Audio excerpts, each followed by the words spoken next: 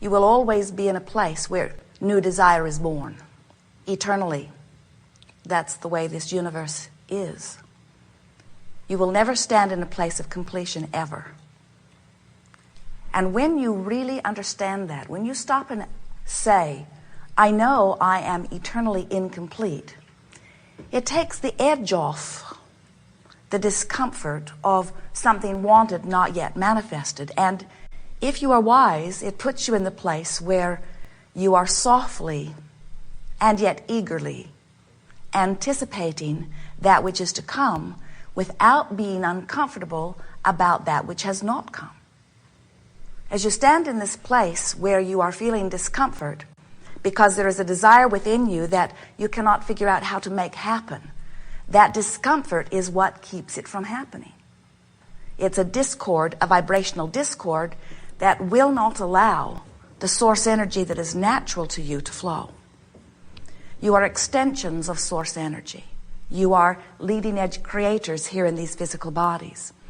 And the reason that we call it leading edge is because this environment, this leading edge environment, is the fantastic variety or contrast that helps you, the focuser of energy, identify desire. And so as you identify a new desire, it shoots out of you. Every preference, even at a cellular level, is noted as desire.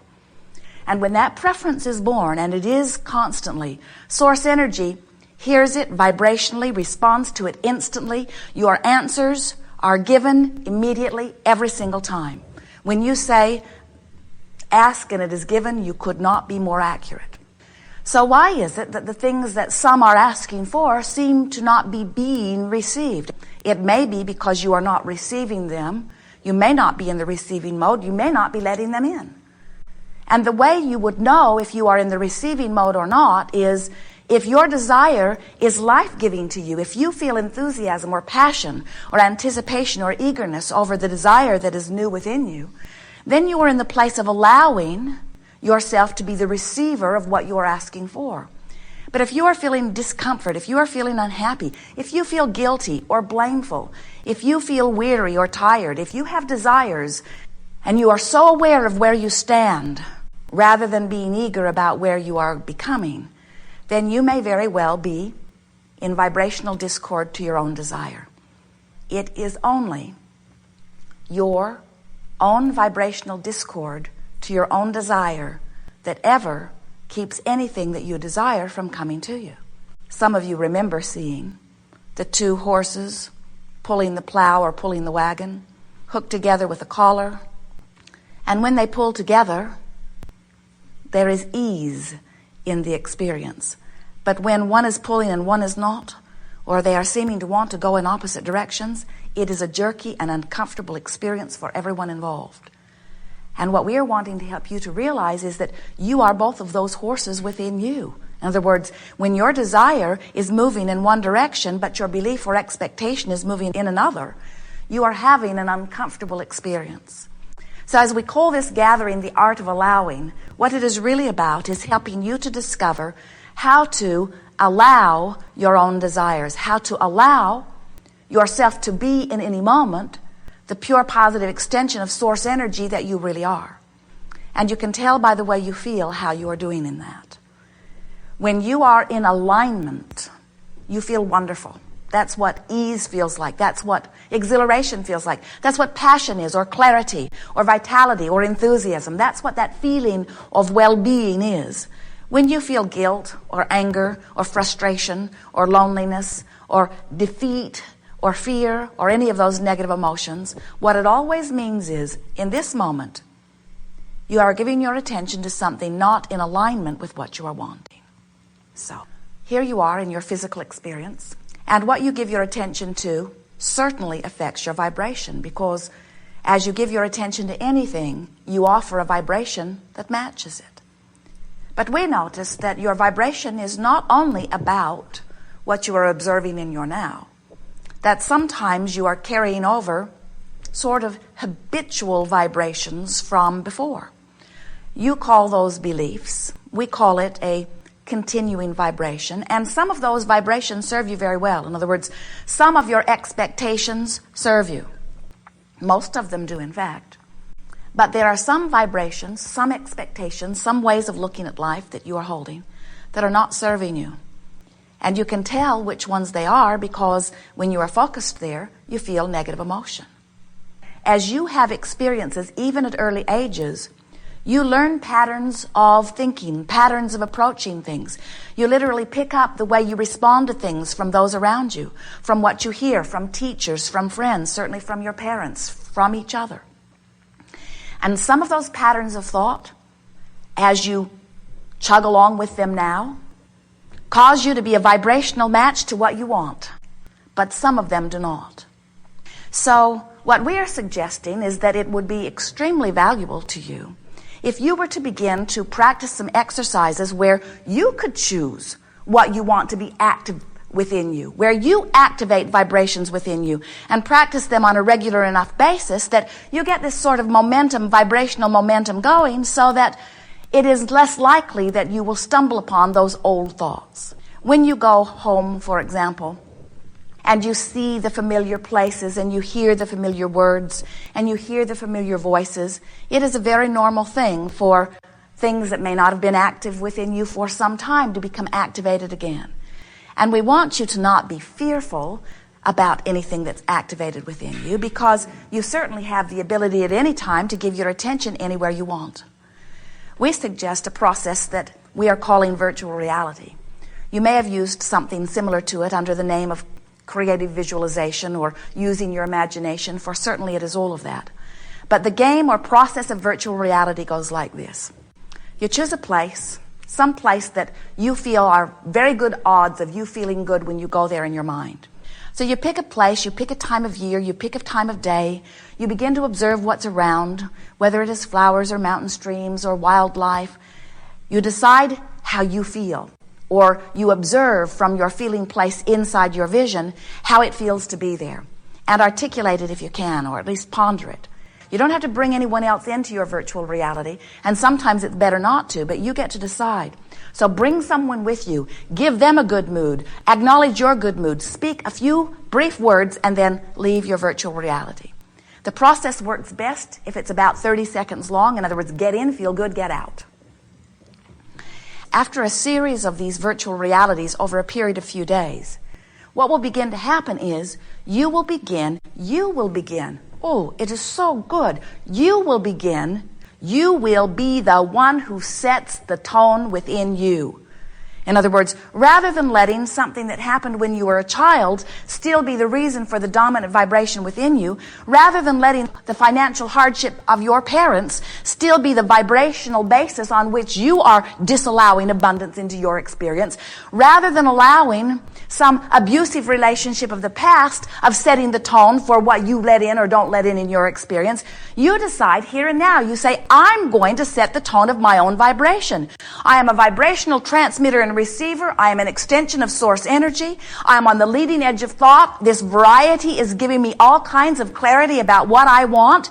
It is time for me to choose how I offer my vibration, because you can choose a thought that puts you in the place of allowing what you are wanting, or you can choose a thought that does not put you in the place of allowing what you are wanting. But the most important thing that we want you to hear is you are choosing the thought.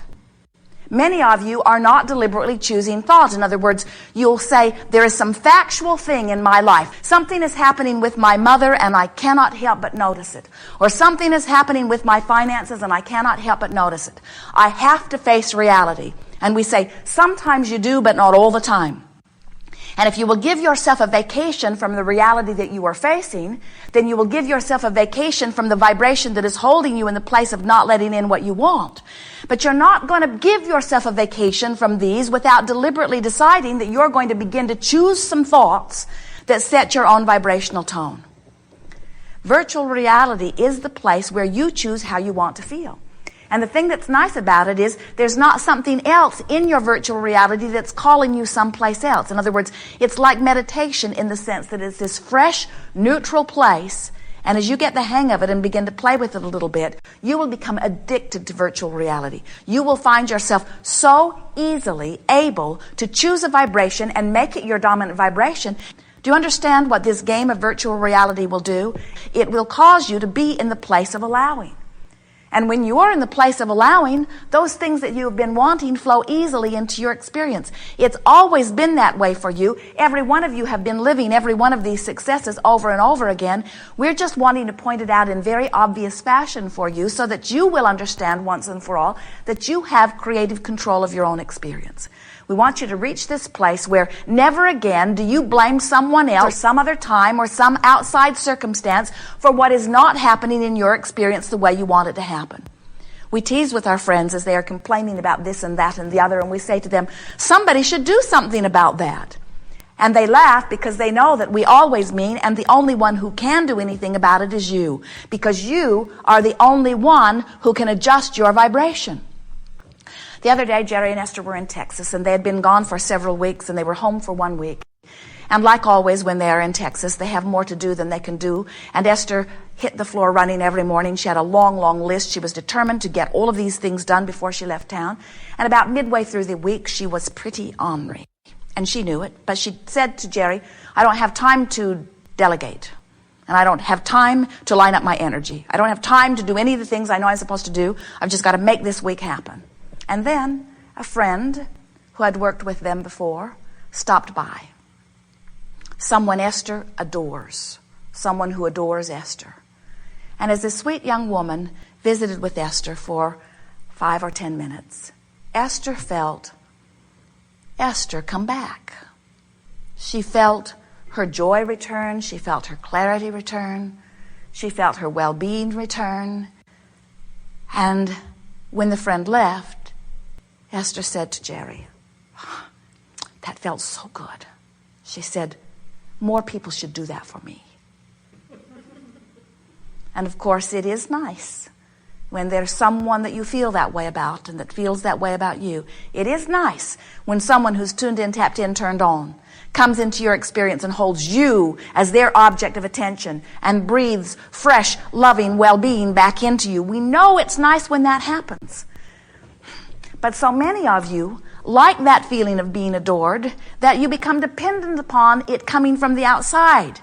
And so you expect others to always do that for you. And more are not going to do it for you than are going to do it for you. And it's time for you to become independent of that. In other words, it is true you are uplifters, and it is delicious when you do that for someone or when they do it for you.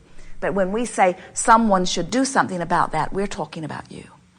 And this game of virtual reality is the best tool that we've ever seen utilized by you that will cause you to teach you that you can choose your vibration. Esther, in the first days of playing with it, got all worked up one day and she said, I can damn well choose what will be my dominant vibration. It's time for me to choose what is my dominant vibration. I'm not going to let it be something that's happening someplace else. I'm not going to let it be something that's happening in my neighborhood or in my community or in the Middle East. I'm not going to let others, in whatever mess they've gotten themselves in, even if it is someone I adore, like my parents, I'm not going to let that set my tone. Now, Esther was not exactly tuned in, tapped in, turned on as she was speaking in that way, but she was very much in stage 1 of making the decision. The rocket of desire was bubbling within her. And when the rocket shot out, she said, I can choose how I feel. I can choose what I think about. And then she set out to do it. She has the good fortune of driving 400 or 500 miles nearly every day. And while they are driving, it is a very nice time. Esther gets behind the wheel of the big monster bus. Jerry goes in the back and puts his headphones on and works on whatever he's working on, and Esther does virtual reality. So as we're moving forward here today, we'll play the game of virtual reality, and you will feel the sweet relief of finding a thought off the subject of your concern, putting you in the place of allowing, and as you practice it again and again and again, what you will begin to notice is that within about 30 days, less in some cases, you will be in charge of how you vibrate. And when you are, you'll be in the place of allowing more often than not. And when you are, those things that you've been asking for that have seemed stubbornly stuck will break loose. No exceptions. It is law. There.